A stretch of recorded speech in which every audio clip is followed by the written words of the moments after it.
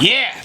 Glory be to the people, glory be to the congregation. I'm Mr. Dominique Pastor Jones, and this is another reaction coming straight from the congregation themselves. Yes! Let's do this, people. Yes. So, let's see. Today's, reaction is, let's check this out right now. This is, what is it? Is meat really that bad? Who is this? Guess this, and that's a lot of stuff right there. I don't know how to pronounce that word, but let's just check this out.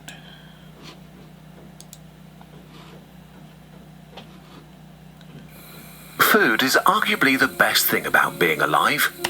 Listen, no lies detected right there. Listen, I love me some food.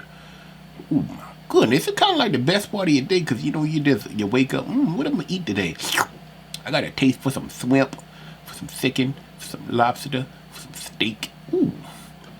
No other bodily pleasure is enjoyed multiple times every day and never gets old. Yeah.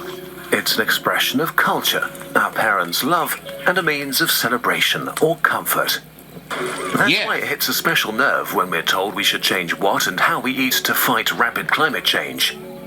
One of the most delicious foods, meat, gets the worst press. It doesn't help that the topic is really hard to properly research yourself, and... Listen, have you all seen the reviews on Public Dweeb of, you know, different foods I ate and stuff like that? Listen, I love me some cheeseburger or turkey burger or, you know, anything of that sort. It's just so delicious to me. And that debates get emotional quickly. But clearly, science can give us an answer. The reality is, well, it's complicated. Let's take a look at 3 climate arguments against meat that are used a lot and see what happens.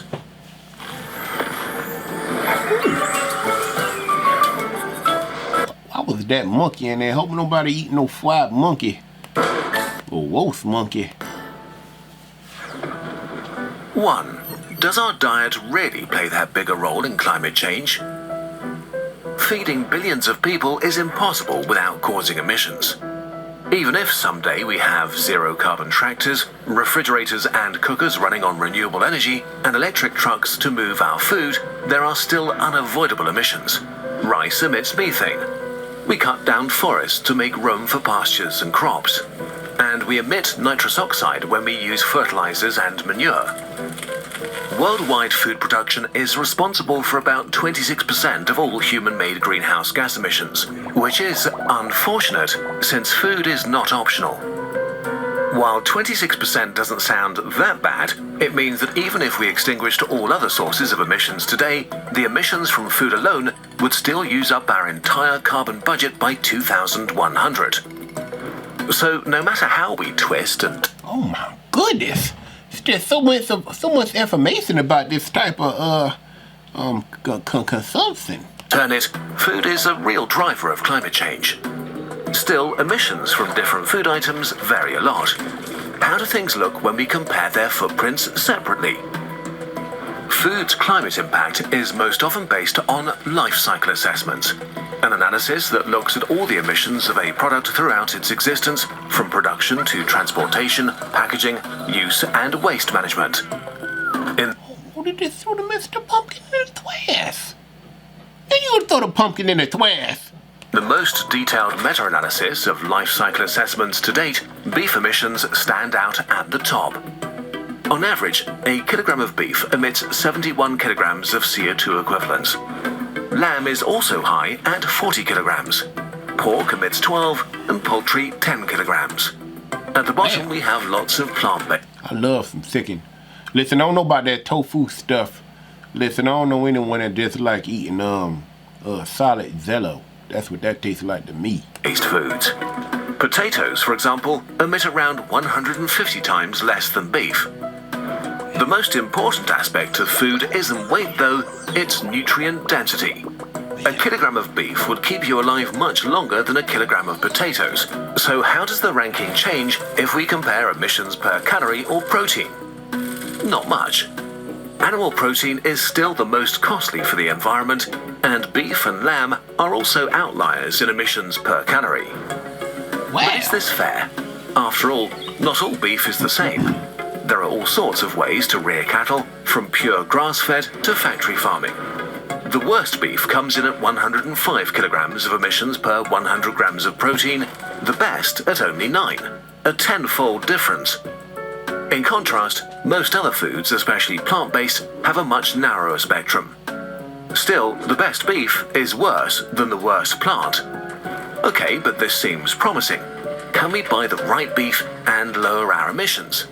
Maybe by buying locally produced beef to minimize our footprint? 2. Does buying local food actually matter?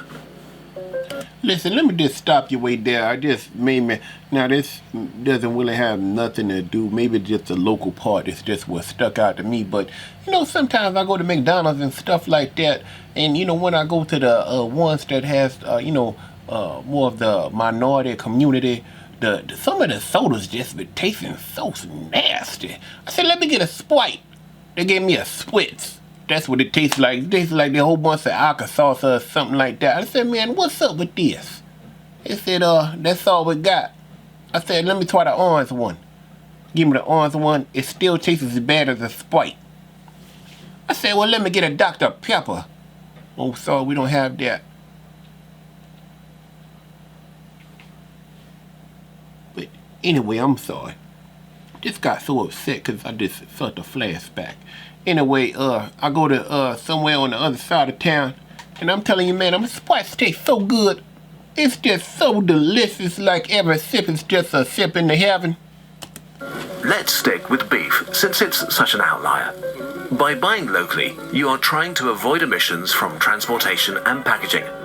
But it turns out these only account for 0.5 to 2% of beef's total emissions. Actually, transport and packaging combined are only about 11% of all food emissions. Nearly all food transport emissions are produced over the last few miles, the regional travel on the road supplying the markets and shops in your area. International food transport happens mostly on freight ships, which are insanely efficient. For example, shipping 1 kilogram of avocados from South America to Europe generates about 0.3 kilograms of CO2 equivalents in transport emissions and around 2.5 kilograms overall. I love some guacamole. While 1 kilogram of beef from your local butcher will come in at 18 kilograms in CO2 equivalents at least. So even when shipped great distances, emissions from almost all plant-based foods cause lower emissions than locally produced animal products. Okay, so if transport doesn't play a big role, what causes the knocking that cow over like that? Vast amounts of emissions from beef then? By far the largest share of beef emissions consists of methane released directly by the animals. While CO2 hangs around for centuries, methane only stays in the atmosphere for decades. But in these short periods, it is very powerful. All in all, methane has already caused 23 to 40% of human-made warming so far. There's controversy about how bad this is exactly, and we don't want to dive in too deep here, but the way things stand, any kinds of extra emissions are not great. Still, all cows burp and fart to similar degrees. What explains the spectrum of beef emissions? There are a couple of things. That cow blowing it up in that thing. There's some stink beef. It makes a difference if the beef comes from a dairy herd or one dedicated to beef production. 44% of the world's beef comes from dairy cows, sharing its footprint with dairy products. Dairy cows tend to get higher quality feed, which makes them grow faster and emit less. Listen, let's just one more thing. So, I was in ShopRite the other day, and, I was paying attention to the salmon that I was about to eat, and I saw farm salmon, and I also saw, what's the other one, wild caught and stuff like that. And then I seen another salmon that was from the Arctic Ocean. I'm like, oh my goodness. Now, the one from the Arctic Ocean actually looked like the farm one, so I asked the guy, I said, why does this one look different? He said, oh, because it's from a different region. I'm like, oh my goodness, I didn't know that. Wow. So, I got that salmon in the freezer. Can't wait to touch that butter and that rosemary. Yeah, Mr. Salmon, I mean, you got a date. It's methane. Geography also plays a role because it determines which farming methods are possible. The worst factor by far is the destruction of forests for farmland. Not only does this release the CO2 that was bound in the flora, It sets free carbon that was stored in the soil and destroys its ability to store it in the future. This aspect accounts for much of the range of emissions in beef. The worst emitters are farms burning down rainforest for farmland, especially in Brazil. There is a sinister truth hidden here. The more animals suffer, the better they are in terms of climate change because they are way more efficient. They use less land and their food is brought right to them, and so they grow faster and don't expend energy on things like walking. Cattle in a factory farm that never get to roam pastures can sometimes be less destructive for the climate than cattle grazing peacefully on a formerly lush piece of rainforest. But isn't it a bit out of touch with reality to demonize cows so much? Some of the land these animals are grazing on isn't suitable for crops anyway. By grazing on pastures, they can turn things we can't digest into food. Isn't farming animals just a smart way to make the best use of unused resources? 3. Don't cows mainly use land that we can't use for agriculture or other things? About half of the world's ice and desert-free land is used for agriculture, an area the size of the entire Americas plus China. Half of all agriculturally used land is dedicated to animals. Most of it is grassland, 65% of which cannot be converted to cropland. So pasturing animals is actually a very efficient way to use those areas. Them cows keep messing with them chickens. Them chickens keep messing with them cows. Since we can't grow human food there anyway. There are a couple of catches here though. While the idea of cows turning useless grass into steak is nice, it is part of a marketing lie. Even though it is so massive, pastureland alone can't support the ruminants living on it.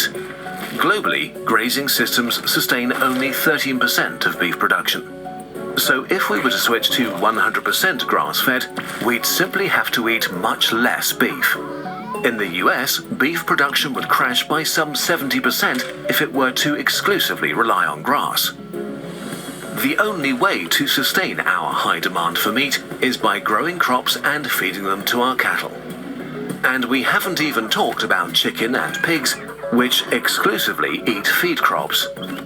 Because of this feed demand, less than half of the world's cereals are used directly as human food.